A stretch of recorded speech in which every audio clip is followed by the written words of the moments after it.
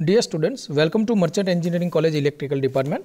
We discuss about the switchgear and protection of semester 7 and we discuss about now chapter 9 numerical protection. Numerical protection એટલે કે આપણે electromagnetic relay જે વાપરતા હતા અત્યાર સુધી એના રિપ્લેસમેન્ટમાં હવે આપણે ન્યુમેરિકલ રિલે અથવા તો એને ડિજિટલ પ્રોટેક્ટિવ રિલે પણ કહેવામાં આવે છે. અને ન્યુમેરિકલ રિલે નોર્મલી ફંક્શન ઉપર કામ કરતી હોય છે માઇક્રો પ્રોસેસરના, ઓકે, અને માઇક્રો કંટ્રોલરના, ઓકે, એટલા માટે એને ડિજિટલ પ્રોટેક્ટિવ રિલે પણ કહે છે.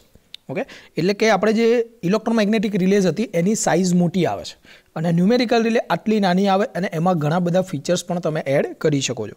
સૌથી પહેલાં 1985ની અંદર ન્યુમેરિકલ રિલે ઇન્ટ્રોડ્યુસ કરવામાં આવી હતી અને એની અંદર પ્રોટેક્શન સારું હોય, રિલાયબિલિટી એની સારી હોય છે, ટ્રબલ શૂટિંગ, ફોલ્ટની ઇન્ફોર્મેશન પણ મળે છે. મીન્સ કે તમે આખો ડેટા લઈ શકશો કે કયા સમયે કેટલા વાગે, કયા ટાઈમ પર કઈ ક્વોન્ટિટી કેટલી હતી, એનું રેટિંગ્સ, બધી જ વસ્તુ આપણને અંદરથી મળી શકે.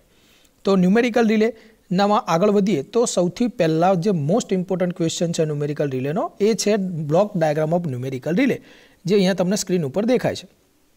ઓકે, એટલે કે block diagram of numerical relay. હવે ન્યુમેરિકલ રિલેના બ્લોક ડાયાગ્રામની અંદર આપણે ખૂબ જ બેઝિક એવી વાતચીત કરશું અને બ્લોક ડાયાગ્રામ પણ સમજીશું. ઓકે, તો જો અહીંયા તમને બ્લોક ડાયાગ્રામ દેખાઈ રહ્યો છે. સૌથી પહેલાં બ્લોક ડાયાગ્રામની અંદર કયા કયા બ્લોક્સ છે એની ચર્ચા કરીએ તો વાત આવશે સૌથી પહેલાં ફ્રોમ પાવર સિસ્ટમ, એટલે કે સિસ્ટમમાંથી આપણે જે સપ્લાય લઈશું અને અહીંયા છે સર્કિટ બ્રેકર. ઓકે, હવે આ બંનેની વચ્ચે આખો આપણો ન્યુમેરિકલ રિલેનો બ્લોક આવશે. ઓકે, એમાં સૌથી એનો મેઇન ઇમ્પોર્ટન્ટ પાર્ટ છે માઇક્રો પ્રોસેસર, કે જે નોર્મલી અત્યારે માઇક્રો કંટ્રોલર બની ગયું છે. માઇક્રો પ્રોસેસર બેઝ સિસ્ટમ, એટલે કે આખી સિસ્ટમ હશે જે આપણી જે પણ મેઝરિંગ ક્વોન્ટિટી છે એને મેઝર કરે. એના માટે આપણે સીટી અને પીટી લગાવવું પડે કે જેથી મને કરંટ અને વોલ્ટેજના જે રેટિંગ્સ છે એ મળી શકે. અને એ જે રેટિંગ્સ આવે, હવે ન્યુમેરિકલ રિલે તો ડિજિટલ સિગ્નલને જે આને ખબર પડશે ડિજિટલ સિગ્નલ જ હોવું જોઈએ એના માટે.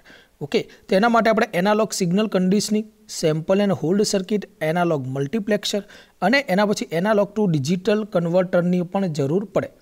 હવે એ જે એનાલોગ ટુ ડિજિટલ કન્વર્ટર શું કરશે, આપણો એનાલોગ સિગ્નલ હોય જે માઇક્રો પ્રોસેસરને તો ડિજિટલ સિગ્નલની જ ખબર પડે, એ એનાલોગ સિગ્નલ આપણે કન્વર્ટ કરશું ડિજિટલમાં અને એના પછી એ જે ડેટા છે એ આપણે આપીશું માઇક્રો પ્રોસેસરમાં. માઇક્રો પ્રોસેસર એ ડેટાનું જે પણ ફેચિંગ કરશે એના પછી જે સિગ્નલ સર્કિટ બ્રેકરમાં જશે એ પાછો હવે આપણે બનાવવું પડે ડિજિટલ ટુ એનાલોગ, કારણ કે સર્કિટ બ્રેકરને એનાલોગ સિગ્નલની જ ખબર પડે. ઓકે, એટલે અહીંયા આપણે વધારાના બે બ્લોક જોશે, એનાલોગ ટુ ડિજિટલ અને ડિજિટલ ટુ એનાલોગ. અને એ જે સિગ્નલ જશે એ સર્કિટ બ્રેકરને ટ્રિપ સિગ્નલ તરીકે જશે. ઓકે, તો આપણે આ રીતે આગળ વધીએ તો સૌથી પહેલાં the analog electrical signal from the power system are obtain from CT and PT. એટલે સીટી અને પીટી દ્વારા અહીંયા જો એનાલોગ સિગ્નલ આપણે સીટી અને પીટી દ્વારા મેળવીશું પાવર સિસ્ટમમાંથી. Okay, the signal from the CT and PT are given to the low pass filter.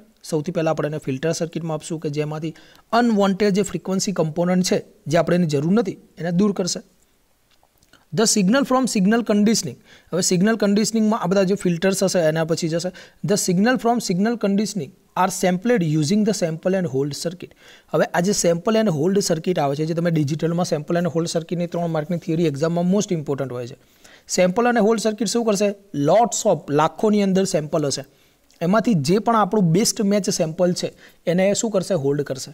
Okay, આ રીતનું બેઝિક વસ્તુ હોય છે એની અંદર. ઓકે, એના પછી આગળ વધીએ. The signal from signal conditioning circuit are given to the analogue multiplexer which accept the more than one input and give one output. એટલે કે મલ્ટીપ્લેક્સર હોય એ ઘણા બધા પ્રકારના હોય.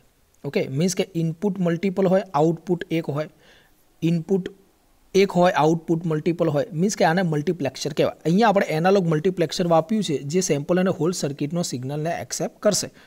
ઓકે, ચલો. The signal from the signal conditioning circuit are given to the analogue multiplexer which accept the more than one input. એટલે કે બહુ બધા ઇનપુટ્સને એ એક્સેપ્ટ કરશે અને કોઈ પણ એક આઉટપુટ આપશે. હવે એ જે આઉટપુટ છે, એટલે કે output of analogue multiplexer is fed to the analogue to digital converter. હવે જોઈ લો ફિગરમાં. હવે એ જે આઉટપુટ આવ્યું છે એ આપણે જો એનાલોગ મલ્ટીપ્લેક્સરનું આઉટપુટ આપણે શેમાં આપી દીધું છે, એનાલોગ ટુ ડિજિટલ કન્વર્ટરની અંદર. અને એનાલોગ ટુ ડિજિટલ કન્વર્ટરમાં શું થશે, એ જે આઉટપુટ સિગ્નલ છે એનાલોગનો એને ડિજિટલ ફોર્મમાં લાવશે. તો બોલી શકીએ કે analogue to digital converter converts the analogue signal to digital form. Okay, ચલો. એના પછી the digital output of analogue to digital converter is given to the microprocessor or a controller. Okay, અને એની અંદર આ જે મેમરી છે એની અંદર એ સ્ટોર થશે, where it is stored in the memory. Okay, હવે માઇક્રોપ્રોસેસર કે માઇક્રો કંટ્રોલર એના ઉપર જે પણ વર્ક છે, આપણે જે પ્રમાણેનું પ્રોગ્રામિંગ રાખ્યું છે એ પ્રમાણે વર્ક કરશે. ધ સિગ્નલ ઇઝ પ્રોસીડ એટલે કહેવાય processing. The signal is processed with the help of numerical relaying algorithm and according to trip decision is made. Means કે એક અલ્ગોરિધમ સેટ કર્યું હોય, ધારો કે ઓવરકરન્ટ ન્યુમેરિકલ રિલે હોય તેમાં આપણે અલ્ગોરિધમ સેટ કર્યું હોય અને અલ્ગોરિધમ પ્રમાણે લખ્યું કે ભાઈ 5 એમ્પિયર કરંટ આવે તો એને ટ્રીપ થવાનું. 5 એમ્પિયર છે, ના 4 એમ્પિયર આવ્યો છે, પાછો ઉપર જતું રહેશે અલ્ગોરિધમ. 4 એમ્પિયર છે, કશું આપણે ઓપરેટ નથી થવાનું, 5 એમ્પિયરની રેટિંગ મૂકી છે. પાછું 6 એમ્પિયર ધારો કે ઇનપુટ આવશે તો 6 એમ્પિયર આવશે તો કે હા હવે ઓપરેટ થવાનું, તો એ સિગ્નલ આવશે. મીન્સ કે એનાલોગ ઉપર છે. ઓકે, આપણે અલ્ગોરિધમ ઉપર એ હોય છે અને એ પ્રમાણે ટ્રીપનું ડિસિઝન લે. હવે જે ટ્રીપ સિગ્નલ છે એ ડિજિટલ ફોર્મમાં હોય. હવે સર્કિટ બ્રેકરને તો ડિજિટલ સિગ્નલની ખબર ના પડે, એના માટે આપણે એનાલોગ જોઈએ. તો પછી હવે ડિજિટલ ટુ એનાલોગ કન્વર્ટર આવશે. એટલે કે the trip signal is in digital form, hence it's converted to analog using the digital to analog converter. એટલે હવે આપણે માઇક્રો કંટ્રોલરનું જે પણ આપણે સિગ્નલ છે એ માઇક્રોપ્રોસેસરનો કંટ્રોલ સીધો જશે ડિજિટલ ટુ એનાલોગ કન્વર્ટરમાં અને ડિજિટલ ટુ એનાલોગ કન્વર્ટરનો સિગ્નલ જશે સીધો આપણા સર્કિટ બ્રેકરની અંદર. ઓકે મિત્રો, એટલે એને કહેવાય this tripping analogue signal is given to the circuit breaker, અને સર્કિટ બ્રેકર એ રીતે આઇસોલેટ કરશે જે કોઈ બી ફોલ્ટી સિસ્ટમ હશે એને. ઓકે ડિયર, તો આ રીતે આપણે અહીંયા block diagram of numerical relay કે જે સૌથી હોટ ફેવરિટ ક્વેશ્ચન છે, ઓકે, એના વિશે ચર્ચા કરી શકીએ. હવે અહીંયા આપણે જનરલ બ્લોક ડાયાગ્રામની ચર્ચા કરી છે, તો હવે નેક્સ્ટ લેક્ચરમાં આપણે ન્યુમેરિકલ ઓવરકરન્ટ એટલે કે ભાઈ ઓવરકરન્ટમાં કઈ રીતનું હોય છે, તો 1-2 બ્લોકમાં કંઈક ચેન્જીસ હશે એના વિશે ચર્ચા કરીએ. પણ આ બ્લોક જો તમને આવડતો હશે તમને આખા ચેપ્ટરની અંદર દરેક વસ્તુમાં આઈડિયા આવી જશે. ઓકે મિત્રો, ફરીથી મળશું નેક્સ્ટ લેક્ચરમાં. Thank you.